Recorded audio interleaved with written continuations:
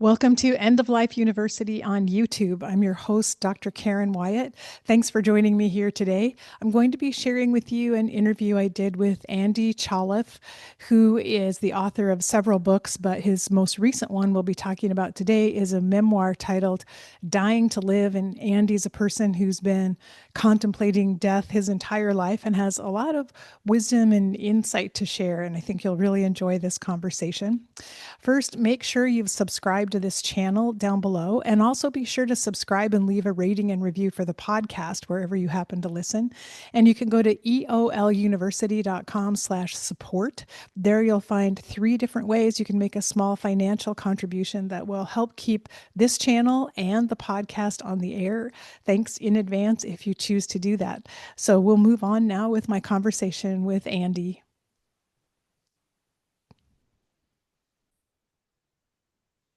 Today, I'm very happy to welcome my special guest, Andy Chaleff.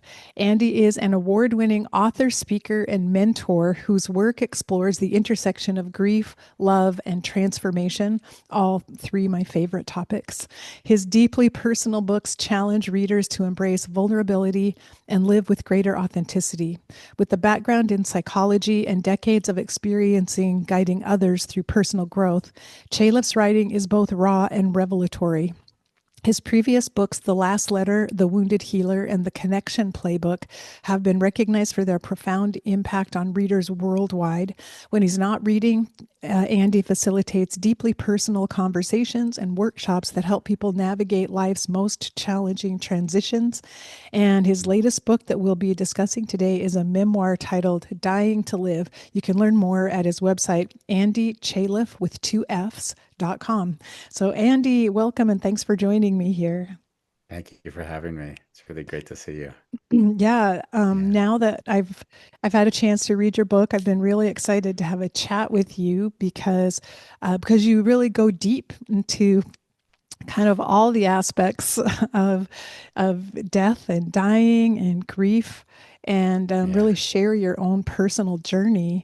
And I wanted to just ask you, maybe for kind of an overview, but for one thing that's clear is that you have been contemplating death in one way or another for most of your life. It seems like from the book, Yeah. from a very young age, which I think is unusual. Yeah. Yeah. It's been, the that childhood existential angst, that was very much defined that those early years. And what I've kind of noticed from myself is that we tend to find a way to make peace with things in ourselves, but they don't go away per se. It's almost like our higher order thinking sort of kind of figures ways to rationalize it. But underneath it, there's always this level of that sense of what it felt like as a child to have that like panic attack in the middle of the night. Yeah, Yeah. and it's really it's questions. It's always questions that come up, the Yeah. unknown, the things we can't explain, we have no idea how to answer. Yeah. Yeah, it's funny because the, it's always, I always find it curious that when, you live a life, when you look at it in reverse, you can make sense of all of these things. When you're in it, of course, you're either suffering or struggling, trying to work things out. But in reverse, you're like, wow, I now see that needed to happen in order for me to understand something else that is clear to me, of course, with time and age. Yeah, Yeah. and you alluded to that in the book because you wrote about 6 different stages in your own process, in your Yeah. own growth process of learning about death and dealing with the reality of death.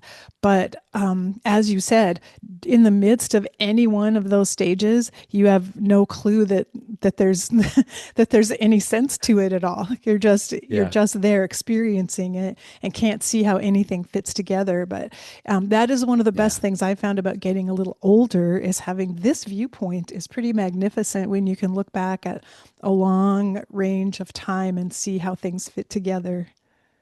Yeah, I mean that's the funny thing, right? You kind of I always think like you become wise with age. So in some ways, if you just make it long enough through life, you'll start to see things a little bit clearer. You've been It- through enough struggle and built some level of resilience, so you're like, "Oh, I know what that looks like now."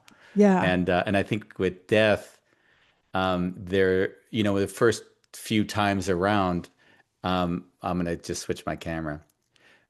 with the first few times around, what I think happens is that it's so new to you that I wrote in the book that there's this thing I called the gray box in my head. It was like an overwhelming feeling that it was like a numbness that I didn't know. A numbness I wasn't acquainted to. It happened with my mom with her death when I was 18. That was the first solid death with the dog, which I mentioned, Apricot, when I was quite young. Yeah, I think that was painful, but my mom was another level of, I'll never have her in my life again in that shape and form. And yeah, that say so now when a death happens and I have the gray zone come up in that sense of, well, such an overwhelm without being able to explain it. It's like, oh yeah, that's what happens. There's not an answer to this one. Yeah, and that took time to say, oh, that's part of my existence as well. My system can be so overwhelmed and so under pressure that I'm not even able to make sense of what it's encountering. It's that intense. Yeah, Yeah. it's interesting. And having been through that gray zone a few times, then you learn how to recognize it and to not panic that you're in the gray zone, Yeah. but to realize, Yeah. okay, I'm just in this place where nothing makes sense to me right now. And I think Yeah. that that's another good thing about lots of life experience. It helps you maybe tolerate and navigate what comes up. Yeah, and that was fascinating because, just recently it would have been 2 days ago, I had this article that came out in Esquire about a friend who told me that he was going to end his life and asked me just to be present for him and not to stop him. It was quite an intense situation, and he declared it to everyone in his life. It wasn't that I was the only one that knew this, but it was one of these moments where, you know, how much can you hold space in a moment just to be with another person, even if you're not necessarily comfortable with what they're deciding and their just life decisions, but how comfortable are you? And I see, at least in myself, like you need to have a lot of pain resolved in yourself to be able to be there for another, because it'll show up, right? That's how it works. It's so true to be able to have that degree of unconditional love where part of you is not wanting to step in and control or decide what's right or wrong or best Yeah. for someone else, but to simply be present for whatever, because in his life that's his choice and that's how things were unfolding for him at that time. Yeah. And this is something, with the like hospice care in general, like I always find this to be one of the most beautiful um, the support roles that we can play, because I know how hard it is to be around people that aren't okay with the situation that we're in together.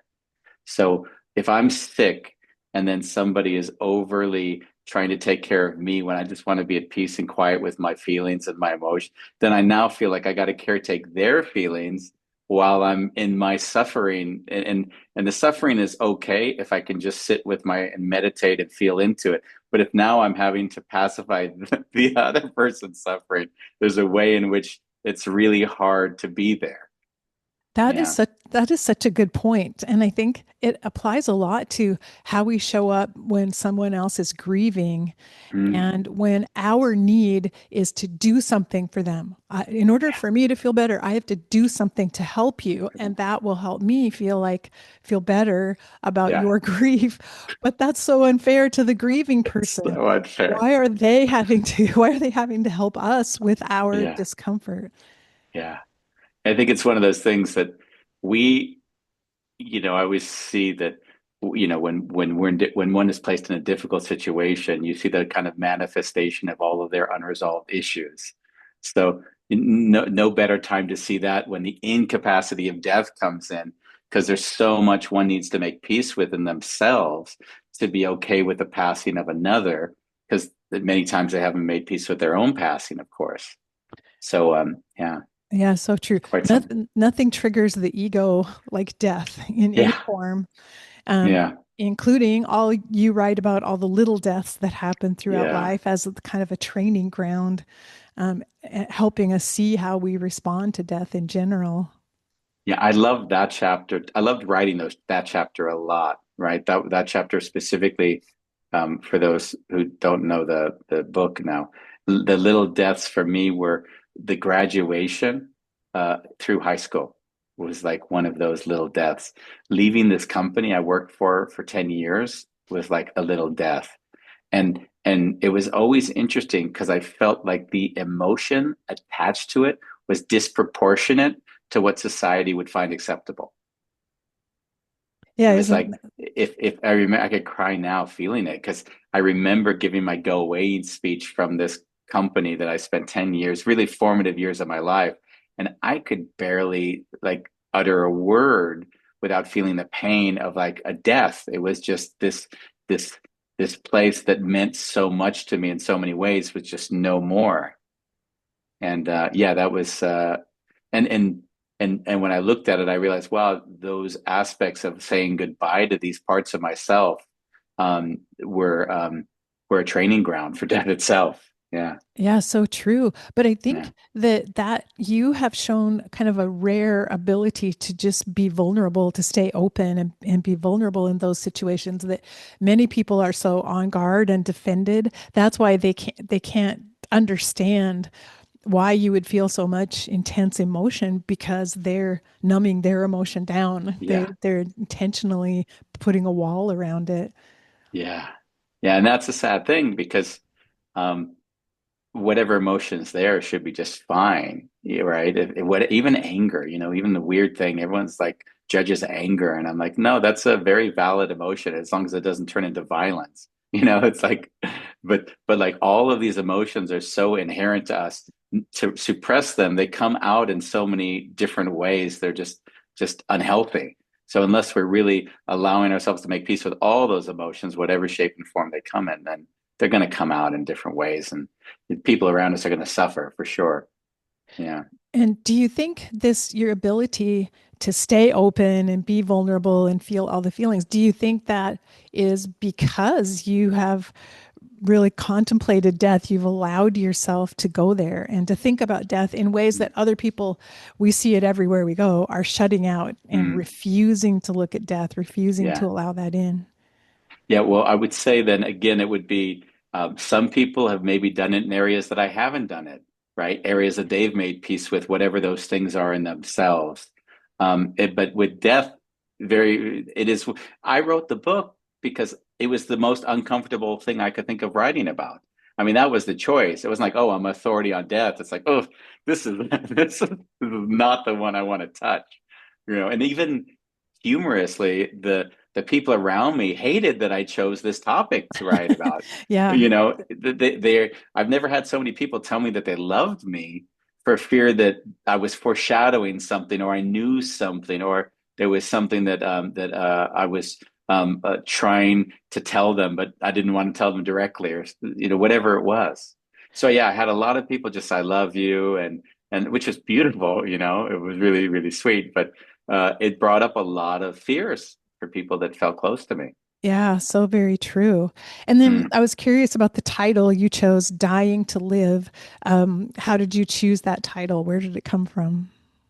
So, you write a book or one writes a book. The most two painful things are a title and a cover. They're Mhm. just, for me, I mean, I've made peace with so much, but I can cry because I feel so misunderstood. I'm like, how could you give me this cover with the briefing I gave you? This is not what and so what happened was I sat with at least 100, possibly 200 different titles, and and I'm always looking for something that'll have possibly two meanings, like a double entendre or whatever that feeling like I'm looking at like almost a lens in two different ways, and of course the one could be dying to live, like I am just dying to stay alive, which is addressed in the book, or we could look at the lens of you need to die in order to start to live. And I just loved that the book was touching on both of those aspects of death and in different phases of life, right? The earlier phase probably is far more I'm dying to live. I don't want to die, right? I'm creating my identity. I'm shaping my what I feel like meaning and purpose and value to the world is, and I don't want to go before I've done this, and I've bought into this narrative that I have to prove myself, and I need time to do that. So that's certainly that first aspect of I'm dying to stay alive feeling. And then the second, of course, the counter to that is the when we let go of identity and when we make peace with all of those little deaths in whatever shape and form they come. And so that's why I chose the title, because I just loved it having the two meanings and having them both relevant to the content. Yes, yes, I really like Yeah. that as well. And it's evocative, and I imagine that you get a lot of questions about it, or and some people are uncomfortable, or some people don't know, can't figure out what it Yeah. means. And I Yeah. think that's a perfect title because they're more likely to pick it up and thumb through it Yeah. and take a look. Yeah, you're gonna laugh. The original title, which ran almost all the way till the end titling of the book, was "Learning How to Die." Mm. That was the title, and I love that title. I still love that title. But what I saw was it kind of dealt more with end stages of life. If I'm learning how to die, of course, that's the whole theme of the book. But it was pointing more towards, maybe you're at the end of your life, and this book could be read by a 20 or a 30-year old just as much as it might be read by a 50 or 60-year-old. Yeah, Yeah, and it lacked the double meaning that dying to live has, which yeah, is more intriguing. But in a way, it's being able to see through two different lenses. That's such an important capacity as we look at all of these topics. Being able to mm, view, like you said, the big death, the little deaths, being yeah, able to view grief and joy, and how you have to hold all of these perspectives together. yeah. I mean, that's part of life, right? Yeah. The paradox, like the older you get and the more you see life through the lens of paradoxes, you kind of see that everything kind of has this two sides to it. One might you could also call it polarity, but like this what appears to be a contradiction, right? Like you need to make peace with death in order to fully live. Doesn't that this makes no sense, on a more rational level. It's yeah, it's fascinating. And have you heard that from people over and over again when you talk about that very topic, making peace with death in order to live fully? Do other people look at you like, what does that even mean?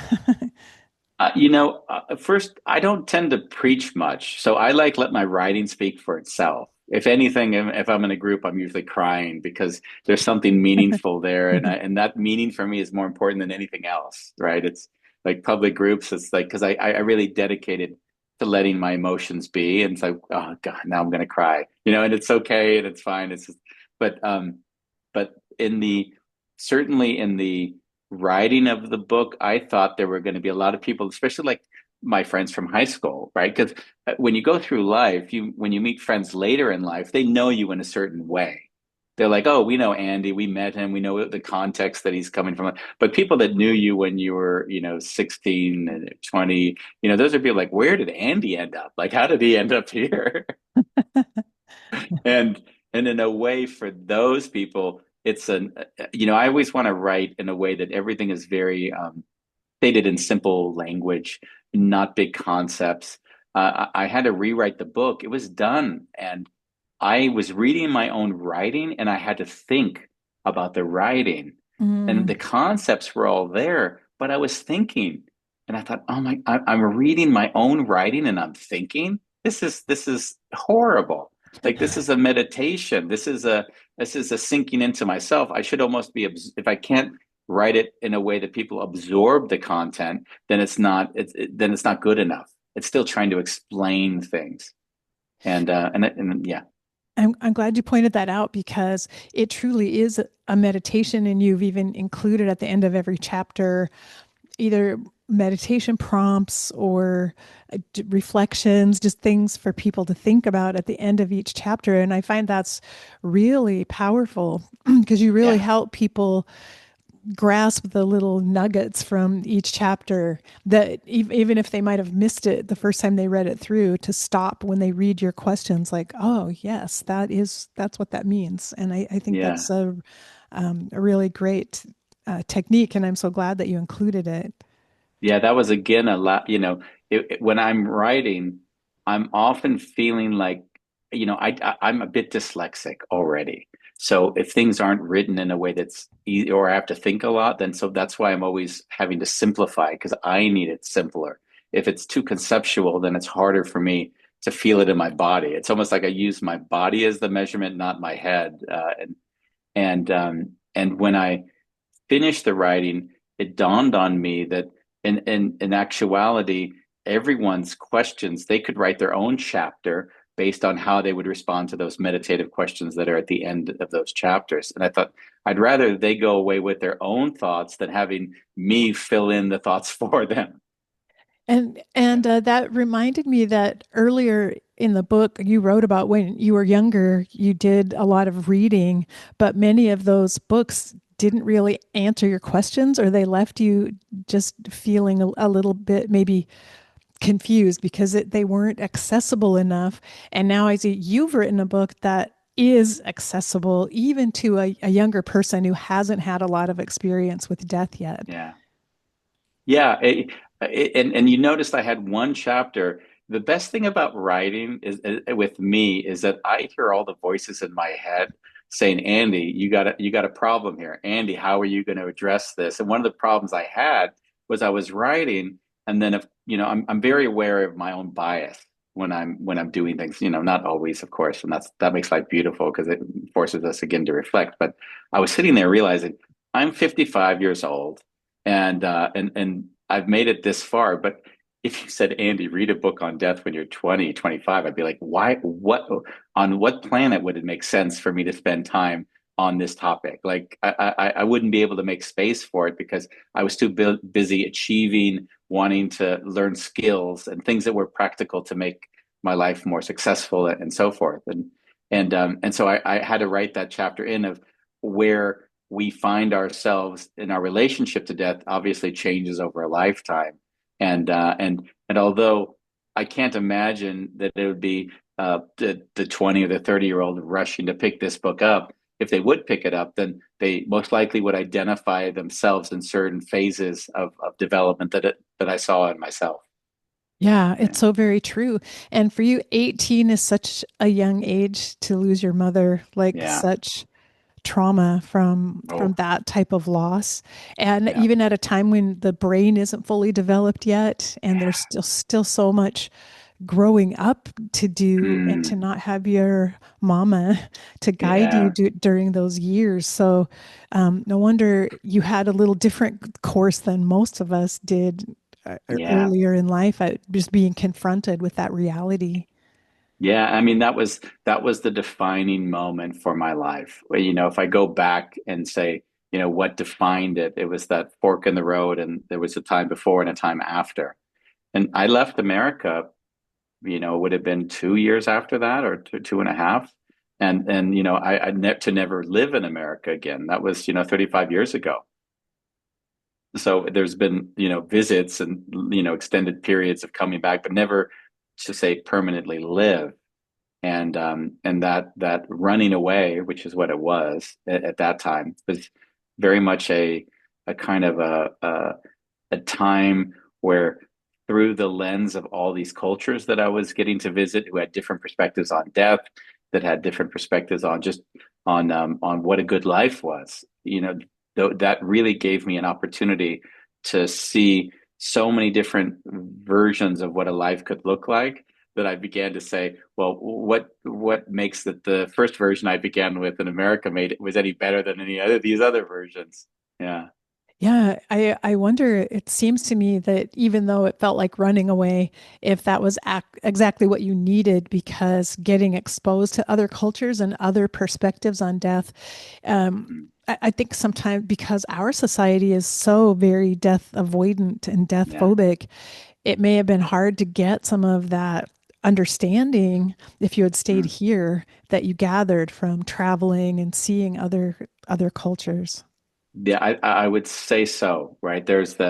I kind of, every time I'm back in the US for any length of time, then I'm often experiencing kind of what I would associate with like a hyper positivism, where, where anything that is said, there's a contrary positive that needs to be mentioned so that we don't make it only the sad part of it. And you know, that's not a bad thing. You know, you can go into deep dark depression if you just look at life through that lens. But on the other side, sometimes people won't feel heard, they won't feel seen because of the need to show that there's also positive to this. So it's and I tend to like to err on the fact that I want the person I'm with to feel seen and heard.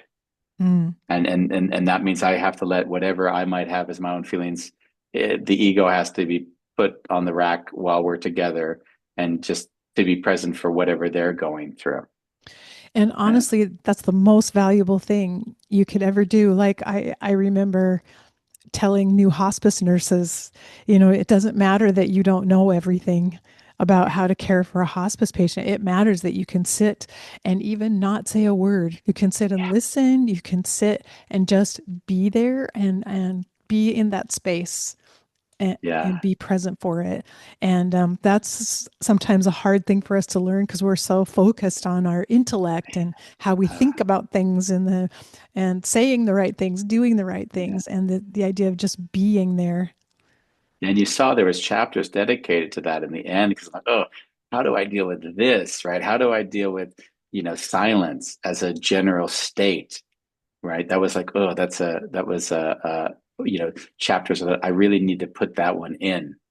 Yeah, Oh, that was one of my favorite chapters. I mean, I think yeah, because it is so very important when we live in a place where there's often nothing but noise everywhere. We're yeah, surrounded by it all the time, noise and yeah, distraction. yeah. Yeah, it's you know the silent retreat where you just learn to make peace with your thoughts. You know, I feel like that exercise is something that's valuable to everybody in the because in that and if one needs to speak, then obviously the question is what is it there in yourself that requires that? So Yes, yeah, so very true.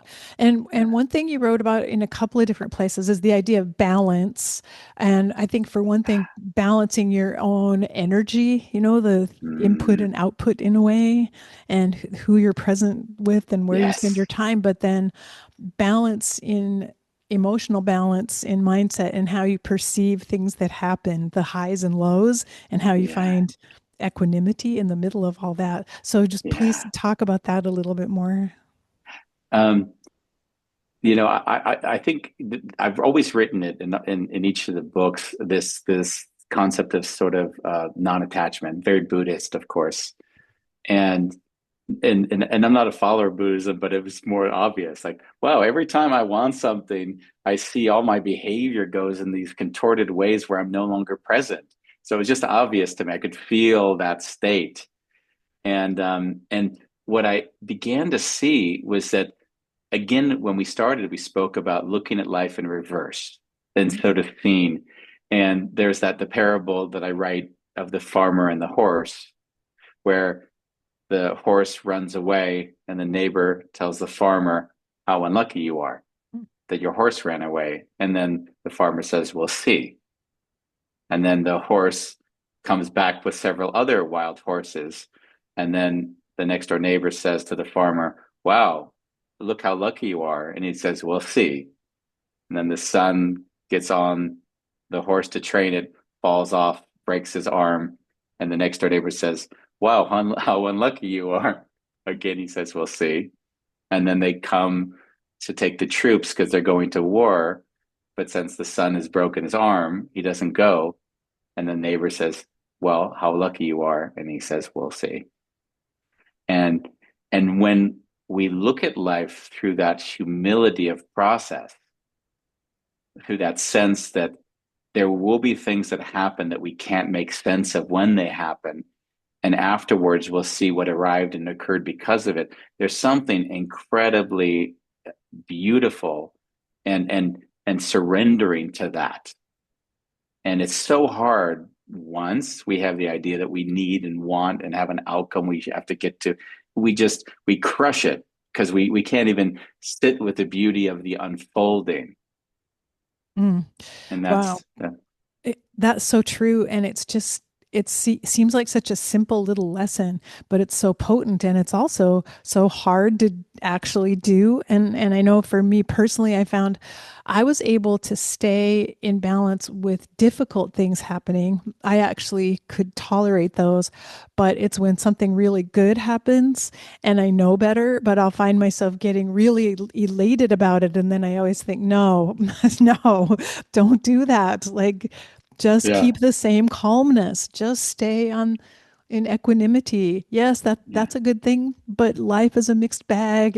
yeah, And so anyway, I find myself like yeah, struggling always with the balance. But then I was told once by a yoga teacher that when we do balancing poses in yoga, the idea is not to be able to always be perfectly in balance. The idea is to learn how to get back into balance after yeah, you fall out of it.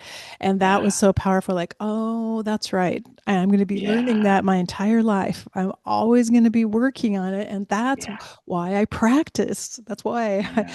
And it's not ever going to be perfect. I'm going to keep practicing though. Yeah, that was one of those lessons when I was in college.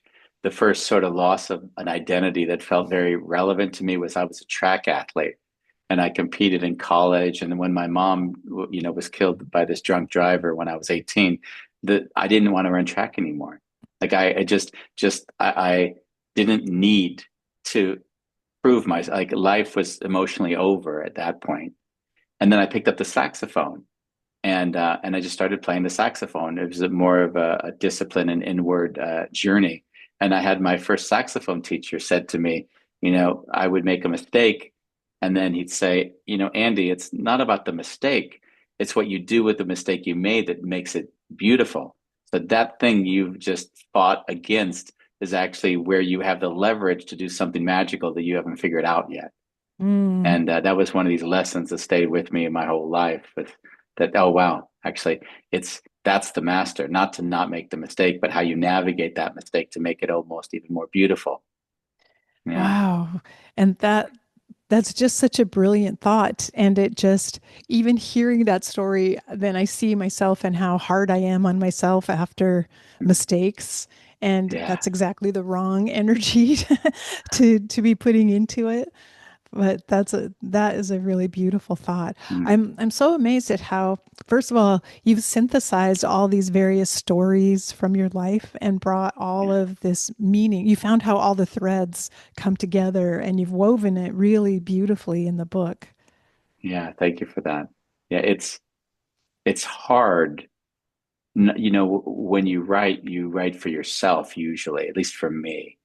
And so I'm saying, how clear do I feel myself to be when I read my own text back, and does it center me, or do I feel like you're trying to make a point? You're trying to prove something. You're trying to, whatever the energy might be. And if there's a hint of that, it's almost like, okay, out. It's like if I'm not near tears and laughter, it's still not there.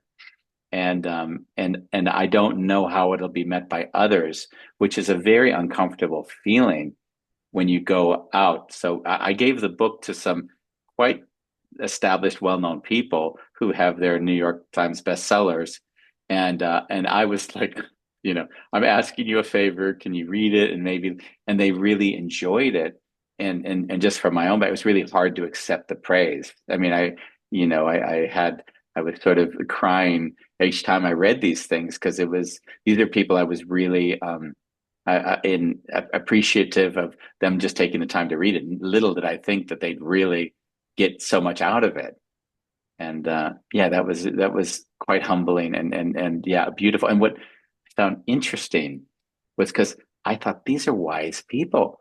Why would a book help them in any shape and form? Like they know all this. I mean, that was and then I spoke to one and they were like, oh no, it's not that we didn't already have references for what you were writing, but the way in which you wrote it was clarifying for how I was seeing the same thing. Mm.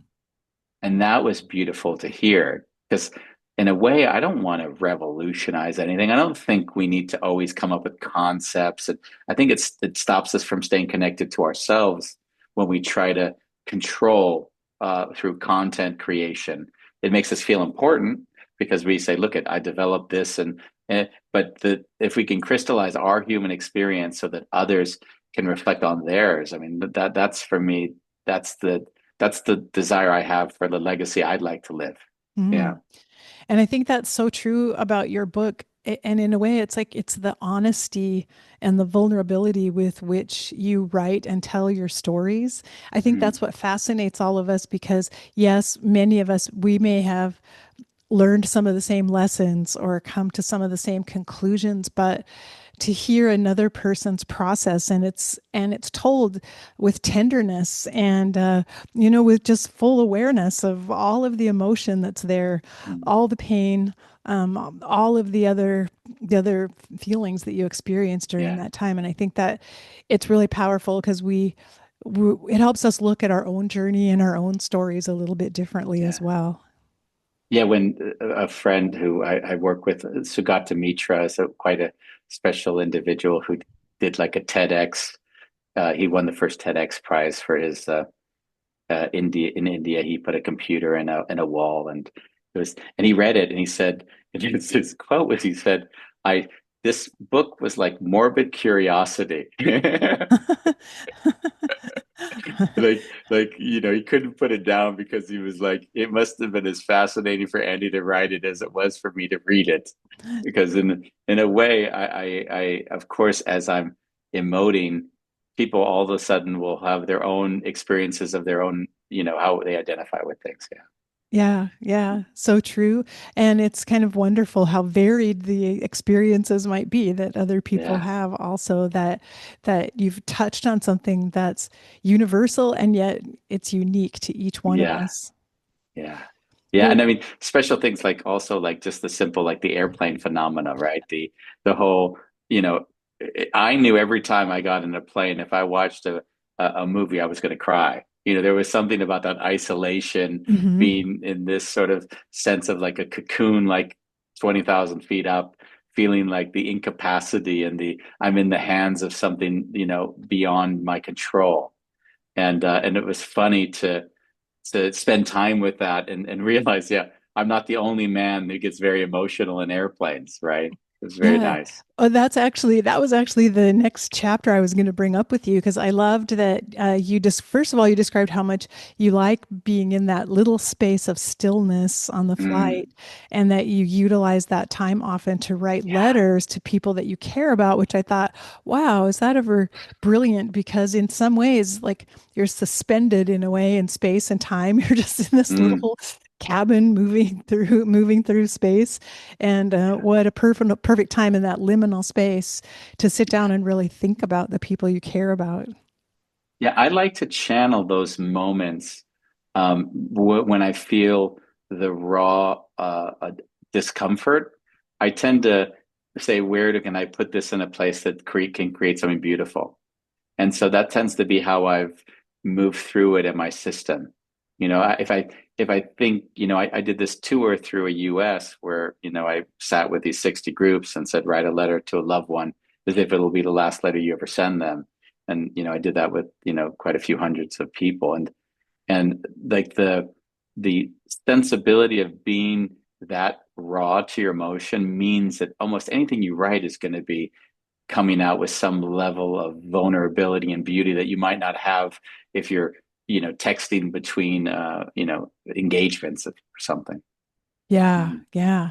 Yeah, I was really curious about that, the last letter project that you conducted. And I Yeah. know you have a book about that, the last letter, Yeah. right? Yeah. And but that must have been incredible, that experience. You traveled a lot and met with people in different areas and Yeah, that was the coming home, right? I left America to escape the pain of the loss of my mom, and it was 30-year anniversary. I wrote a book. The book did well.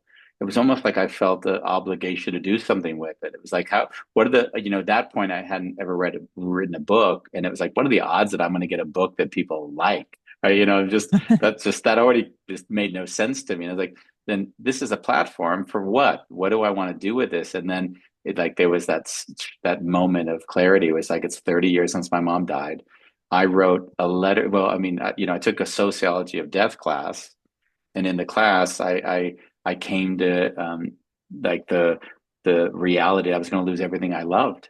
And then I wrote her the letter, and she got that letter a few hours before she was killed by the drunk driver. Oh, wow. And and Wow. I had never done anything with that.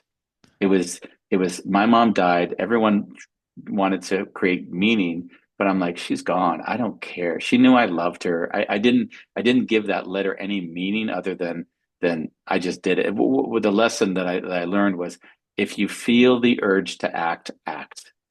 And just don't say, oh, I have time. Don't think, well, it's there's, she's around, she's how, so in my life, unlike probably anyone else I know, if I feel there's anything in a direction that compels me, I just do it. I don't second guess it. And my wife thinks that I have some mystic power, because I'll often create a situation where someone is, they might have years to live, but I'll say, no, we're doing it now. And then they might die very soon afterwards.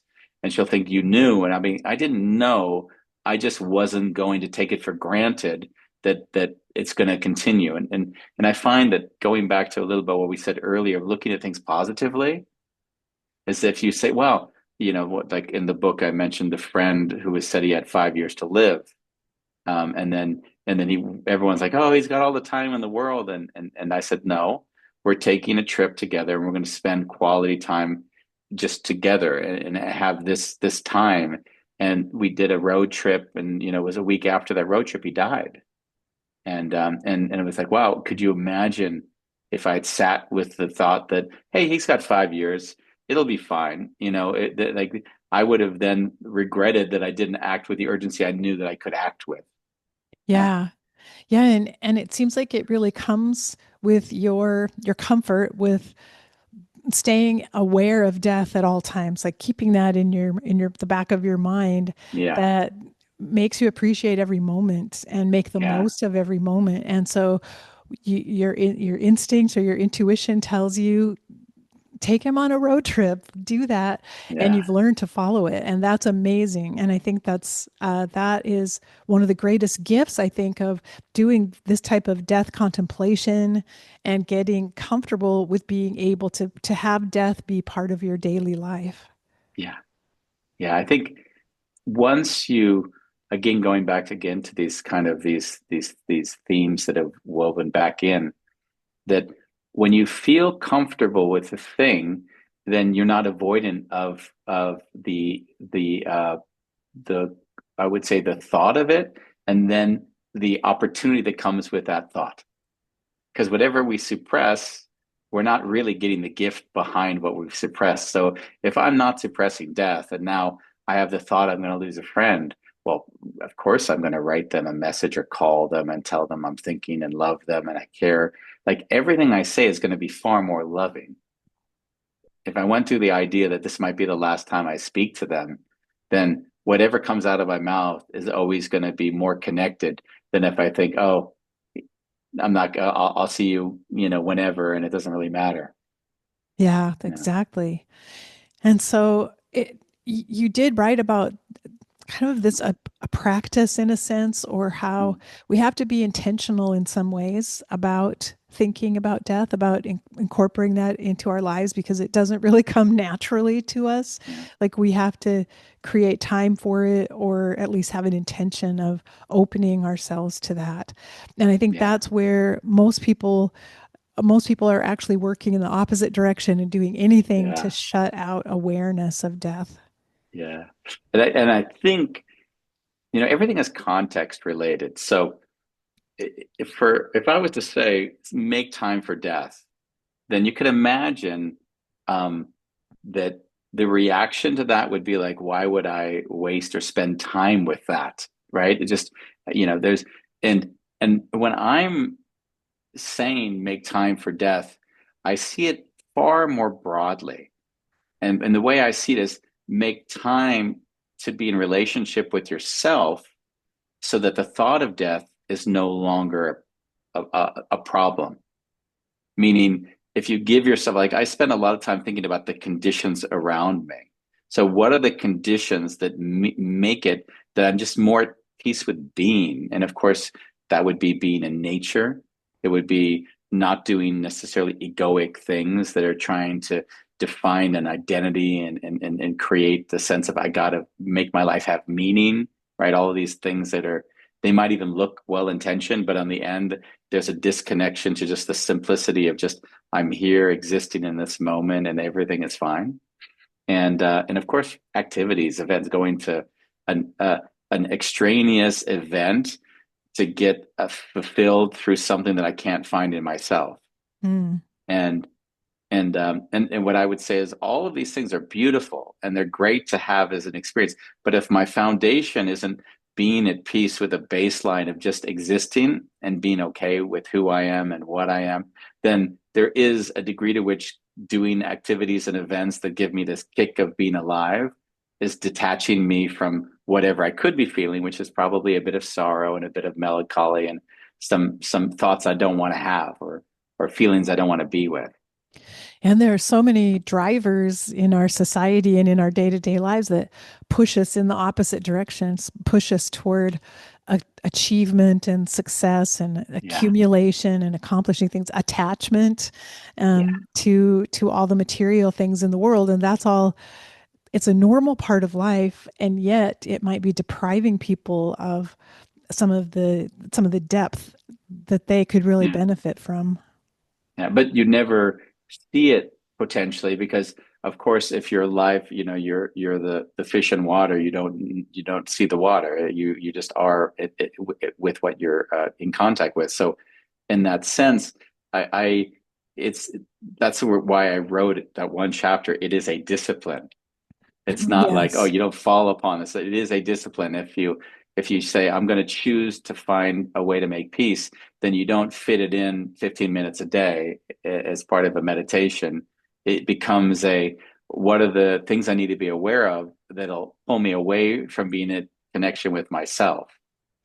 And most of this book was written in for my 50th birthday, my wife found this beautiful olive farm in the middle of the mountains in the Alpujarra, Spain, and it was Mm. really like just as isolated as you can come, dirt roads. Wow. No one there is trying to impress anybody.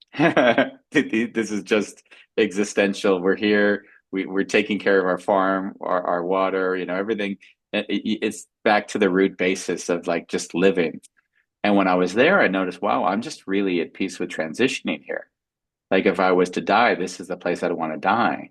Mm. And of course, my wife hated hearing this, but but under the surface was that everything here made sense from my being. I watch the sunrise. I watch the sunset.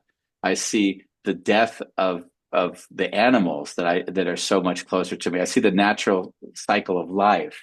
I see the tree, that 1,000-year-old tree that I've got that's now starting to die, and seeing like how hard it is for me to think, wow, this is 1,000-year-old tree. This is the last thing I want, is it to die, but realize, wow, that's just part of life. And there's a beauty in being connected to that and not, my wife got a job in New York City, and I was kind of commuting there for a bit, and I had to laugh at this major metropolis or this village I live in that has 6,000 people in it, and having that contrast was it was delicious to have that. Yeah, I can't imagine a greater contrast in living spaces and your experience there. Yeah.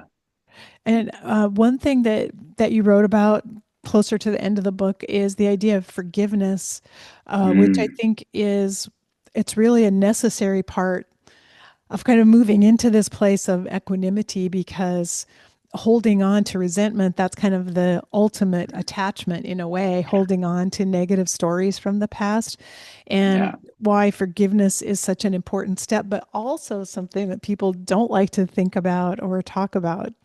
Yeah. That's another concept or another theme that comes up in each of the books. I find when you write, there tends to be these core elements to what helped you make peace with your own life. And forgiveness has always been a funny one because I've heard it said in different ways. Everybody has a different angle of how one would look at forgiveness, and I laugh because even before what I'm going to tell you, I feel like when you view it through the lens I'm going to communicate, you sound kind of crazy. um, when the biggest forgiveness I had to do was with my own father. He was bipolar. He was very emotionally abusive, like incredibly emotionally abusive. We didn't speak for 10 years, and there was just a lot of trauma in that relationship.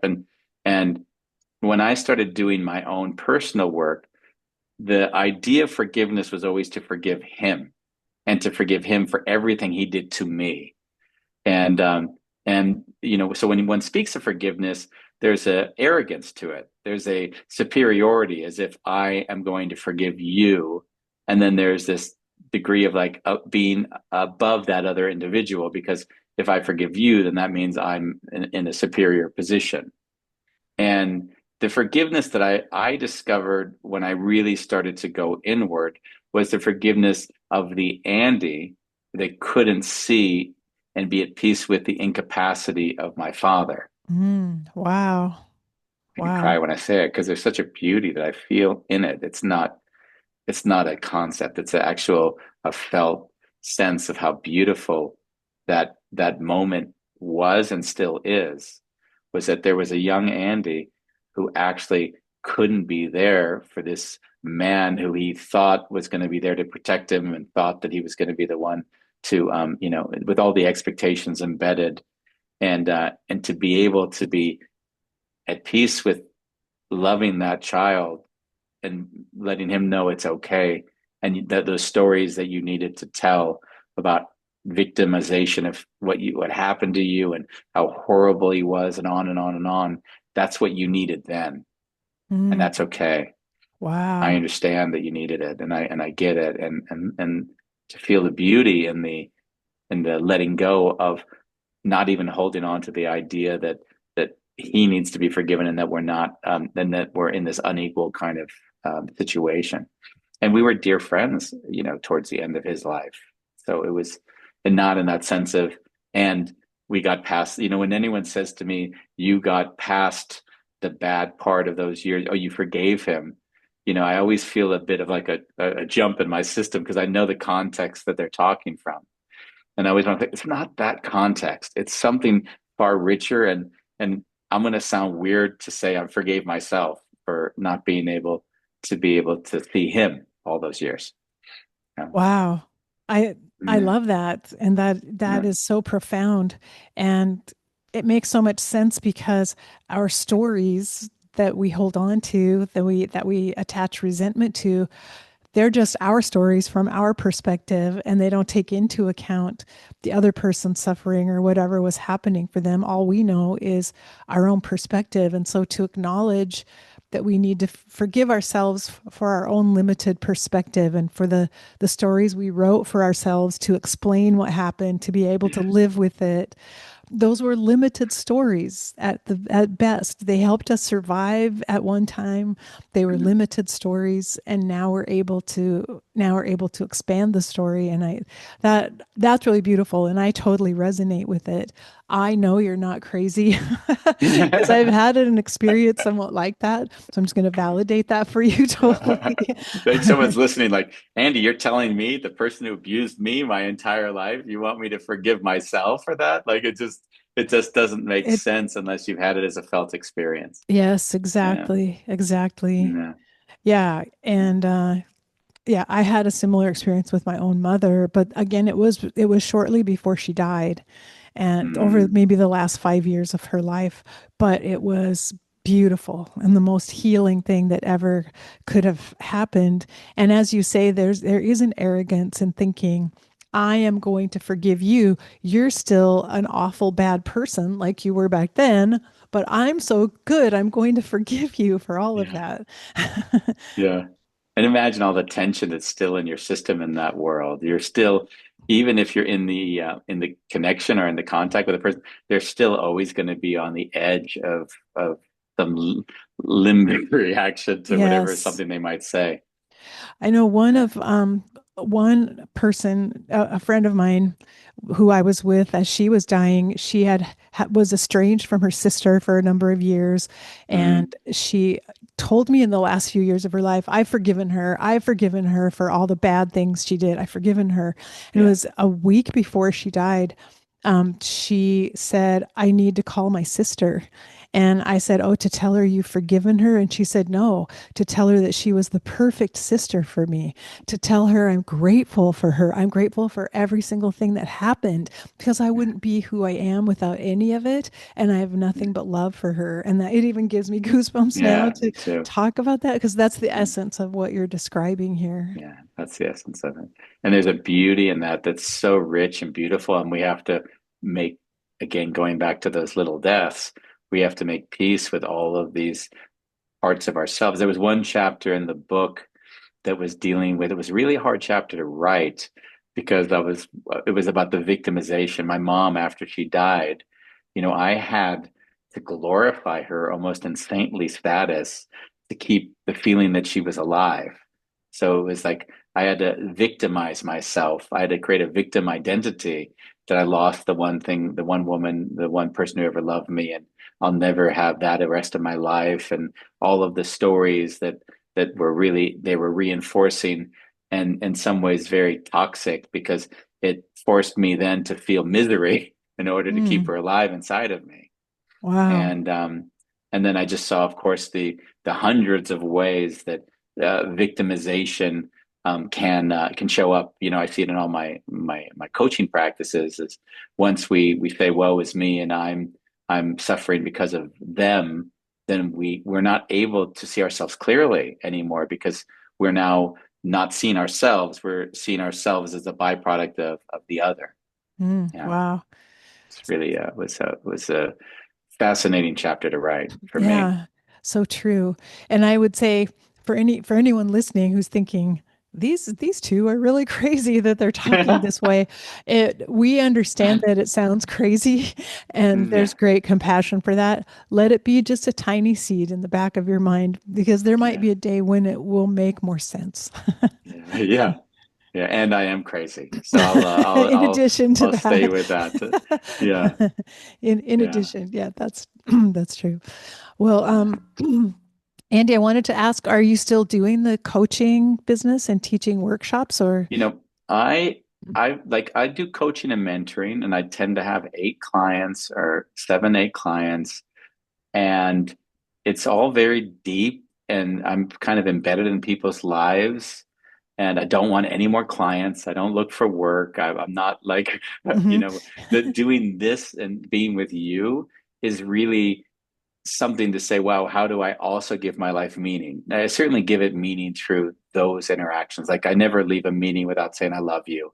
Like everything is done with love. And if it's not, then I don't have much time for it at this point in my life. And with these in writing, it's really like, what's my contribution? So how am Mm. I, how am I going to spend my time as well, just being the person I know it took me ages to come to be and share it so others get a chance to see if it resonates with them. Yeah. Because that's what I find. I think everyone finds their path and whatever wherever they take everyone listening to this podcast could write their own books if they had the time and the energy and that would be with this wondrous hero's journey and in some ways I got lucky enough to have enough of from my predisposition enough skill to do it in a way that I could execute on it and enough determination to say okay I'm going to bring this to a completion and yeah, and that's my kind of gift. It's just these books that come out every 2 years. And Yeah, as we record this, you're right on the threshold of releasing the book. It'll come out in a few weeks, and it may, by the time this airs, it may already be out in the world again. yeah, But I have great optimism and hope for this book because I think it's really powerful. And particularly if people use it as a way of getting more comfortable with some of these ideas Mm, that they've been a little afraid of before. Read the stories, do the exercises at the end of the chapter. I think that's a really good way to practice and maybe not read it too quickly, maybe take a little at a time and really contemplate what each yeah, chapter is talking about. And yeah. it's just so beautifully written and uh, a really amazing telling of your story in your life. And I'm grateful to you for sharing that with us. I'm grateful for having me. As I told you, it's not really easy to receive the praise of people who've experienced it. So it kind of like I said earlier, it's like it gives again my life meaning to say if I show up vulnerably, others will meet me there on occasion, and that's just an incredible gift. Yeah, Yeah, well, you've been a great role model for all of us. Just your willingness to just talk about anything and share it all, and that is just really powerful. So thanks for joining me here today. And I'll tell listeners to go to andychaleff.com, but also I'm sure the book will be available wherever books are sold when it comes wherever out. books are sold. Yeah, And it's yeah. called Dying to Live, and it's well worth it. I encourage people to get the book. Yeah, Thank you, Andy. And let's stay in touch. I'd love to have more conversations with you. yeah, me too.